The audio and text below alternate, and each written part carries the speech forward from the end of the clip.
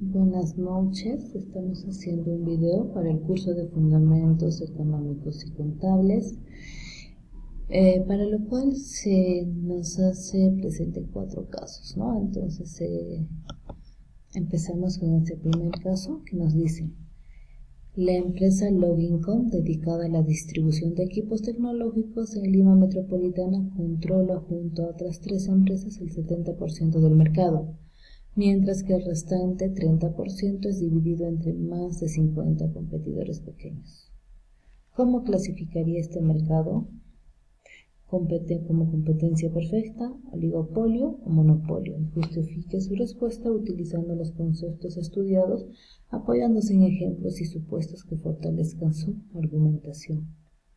Bueno, en este primer caso, la clasificación sería un oligopolio. ¿Por qué un oligopolio? Porque, como bien estamos viendo en el enunciado, la mayor parte, que es el 70%, es manejado solamente por unos cuantos o pocos, ¿no? Que es la empresa Logincom y 3 empresas más. Y el resto, que es un 30%, que es bastante bajo, es manejado por 50 competidores pequeños, ¿no? Entonces, ese sería respecto a la clasificación. Ahora, en lo que es respecto a la justificación, podemos decir que hemos dicho que es un oligopolio. ¿Por qué? Porque hay concentración del mercado, ¿no?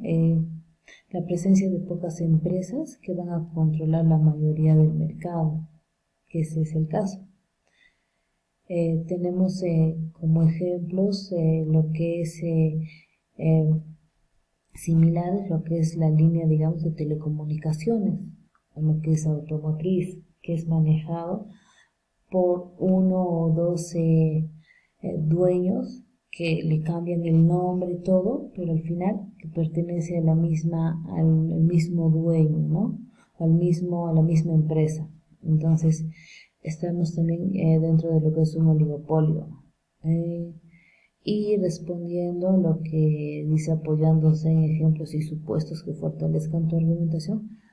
Bueno, en el supuesto podríamos decir que en un oligopolio las empresas pueden colaborar tácita o explícitamente para establecer precios más altos, lo que podría no ser posible en un mercado no competente, perfecta, con muchos pequeños competidores. Entonces, ¿qué quiere decir esto? Que al ser manejado, al ser un oligopolio y ser manejado por pocas personas, prácticamente tienen la decisión de subir, digamos, su producto, de poder manejar lo que es precios. Entonces, no da la libertad, no da la opción de poder, digamos, escoger qué es lo que me conviene, y sobre todo lo que es en precio y calidad, ¿no? Simplemente, vuelvo a mencionar, al ser manejado por 1, 2 o 3 dueños, prácticamente ellos ponen su precio al precio que ellos quieren, y sí o sí a lo que es a los consumidores, que somos nosotros, nos limitan, ¿no? A que sí o sí debemos consumir, porque igual ellos puede que la empresa, digamos, maneja distintos productos, lo que es, por ejemplo, lo que es telecomunicaciones, ¿no? Tenemos distintos productos o distintos planes, pero que al final ellos ponen su precio. No podemos encontrar una oferta más conveniente para el cliente. Luego tenemos el segundo caso, que nos dice: ¿qué impacto tienen las tradiciones y costumbres peruanas en la demanda de productos y servicios? Representa esta influencia utilizando 2 ejemplos, ¿no? Y grafique la curva de la demanda en un plano cartesiano, indicando si la demanda va a ser una contracción o va a ser una expansión. Además, la información debe ser actual, ¿no? Es decir, no exceder a los 3 años de antigüedad. Bueno, empezar diciendo que el Perú es un país rico en costumbres y tradiciones en cada parte, cada rincón del Perú. Lo que es sierra, selva, en la costa, tenemos distintas costumbres y tradiciones. ejemplo, digamos, que se podría dar es la demanda de productos artesanales durante ciertas festividades como festividades grandes que se puede dar aquí en el sur. Podría ser lo que es la fiesta de la Virgen de la Candelaria en Puno, o el Inti Raymi, que se da en Cusco el 24 de junio. Entonces, en esas fechas, la demanda de esos productos artesanales siempre va a ir en incremento, ¿no? Por el mismo hecho que hay más visitantes, se da este caso. Y si vamos a hablar de la curva de demanda, la curva de demanda se va a expandir. Va a ser positiva, va a ser bastante bueno, ¿no? Entonces, antes de continuar, quisiera indicar que cuando se da la curva de demanda, se va a expandir o se va a contraer. Vamos a decir que la curva de demanda se expande cuando la curva al graficar va a ir más hacia la derecha y hacia arriba. Y va a ser y sucede lo contrario, o se va a contraer cuando la curva de demanda va a ir hacia la izquierda o hacia abajo, ¿no? Entonces, en este caso, por ejemplo, lo que es la demanda de productos artesanales durante las festividades mencionadas, que es la Virgen de la Candelaria y el Inti Raymi, se va a incrementar, se va a expandir. Entonces, como vemos ahí, la demanda que está de color rojo está yendo más hacia arriba y hacia la derecha, ¿no? Entonces, hay bastante demanda. El segundo caso, dentro de lo que es costumbres y tradiciones, vamos a poner una demanda de alimentos tradicionales en ciertas celebraciones, como es el caso del Día de la Canción Criolla o lo que es Semana Santa, ¿no? Va a aumentar la demanda o el consumo de platos típicos como es el ceviche, la causa rellena y entre otros platos dependiendo a la zona o el lugar donde estemos ubicados, ¿no? Entonces, ¿qué es lo que va a pasar con la curva de demanda? También en este caso la curva de demanda se va a expandir en estas fechas específicas, ¿no? Va a haber mayor consumo, va a haber mayor llegada de visitantes, justamente por dicha festividad o el mismo choque de feriados, hace que las personas salgan de lo común, de la rutina y vayan, digamos, más a consumir estos platos, ¿no? Entonces podríamos decir que la curva de demanda es similar al anterior caso, ¿no? Se va a expandir. Vemos el tercer caso, que nos dice que la empresa Agroperú, que está dedicada a la exportación de espárragos, enfrenta un aumento significativo en lo que es el precio de los fertilizantes, debido a las restricciones en las importaciones. A su vez, el gobierno peruano anuncia un subsidio para pequeños agricultores con el fin de contrarrestar el impacto del encarecimiento de estos insumos, ¿no? Con base en los factores que afectan a la oferta, tenemos como primer caso que analicemos cómo el aumento del precio de los fertilizantes y la introducción del subsidio pueden impactar la curva de oferta Agroperú. Entonces, tenemos dos casos, ¿no? El primero es el aumento del precio de fertilizantes.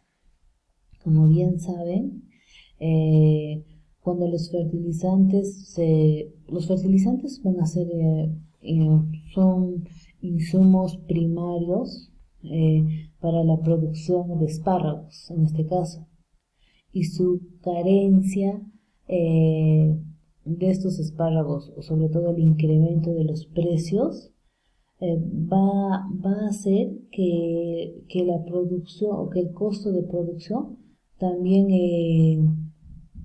reduzca. ¿En qué sentido? De que la cantidad ofrecida en Agroperú, ¿no? Entonces, como bien sabemos, en el supuesto caso de que, digamos, dicha empresa que es Agroperú, sube el precio de lo que es de los fertilizantes, también va a hacer que los productores van a tener que subir su espárrago, ¿no? Para poder de alguna manera equilibrar o recuperar la inversión que hacen. Porque cada agricultor que se dedica a los distintos tipos de productos, ellos ya tienen un presupuesto. Entonces ya manejan un presupuesto. ¿Qué pasa si algún producto sube? De alguna manera eso hace que haya un desequilibrio y por ende un primer caso es que no pueden adquirir, en este caso los fertilizantes, y no puedan y puedan perder su cosecha, ¿no? Porque va a salir obviamente cuando no le dan la cantidad necesaria de fertilizantes, no va a producir como debería de ser y hace que pierda su producción. Y el otro caso es que sí lo pueden adquirir, pero también al momento de vender va a aumentar el precio, ¿no? Entonces, ese sería el impacto. Y la curva de demanda para este caso se va a contraer. ¿Por qué? Porque justamente debido al aumento del precio. Entonces, mi curva cuando yo voy a graficar va a tener que ser más hacia la izquierda y más hacia abajo.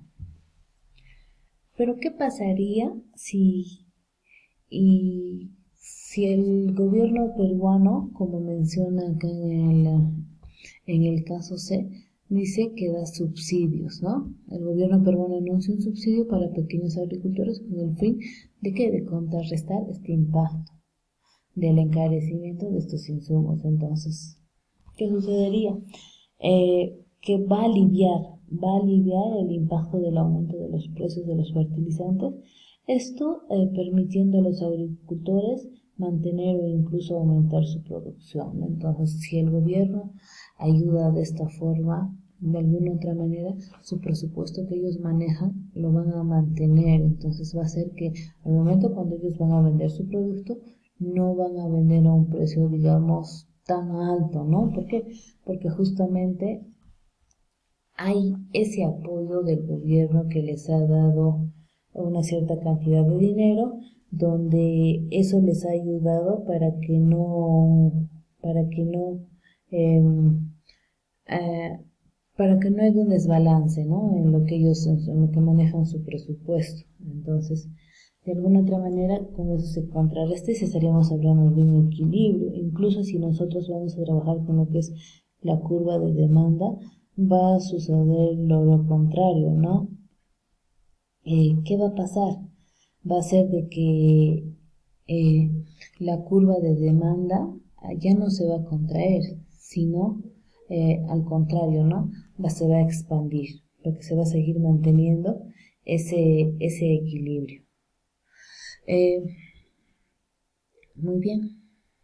Luego continuamos con el siguiente caso que nos dice, desde el modelo keynesiano tradicional, ¿qué factores se toma en consideración cuando de política fiscal expansiva se habla al momento de buscar incidir sobre la demanda agregada o nivel de consumo de un determinado país? Entonces, la siguiente pregunta sería, ¿qué factores quedan excluidos en este enfoque? Y justificar cada respuesta, ¿no? Entonces, acá tenemos dos preguntas al cual tenemos que nosotros responder. La primera pregunta nos dice, ¿qué factores se toman en consideración? Entonces, como factores que se tomaría en consideración ayudándonos a manejando ese modelo keynesiano, sería el gasto público, ya que el gasto público va a ser, o es el aumento, ya que el aumento del gasto público, por ejemplo, en lo que es en el sector de infraestructura, educación, salud, puede estimular la demanda agregada.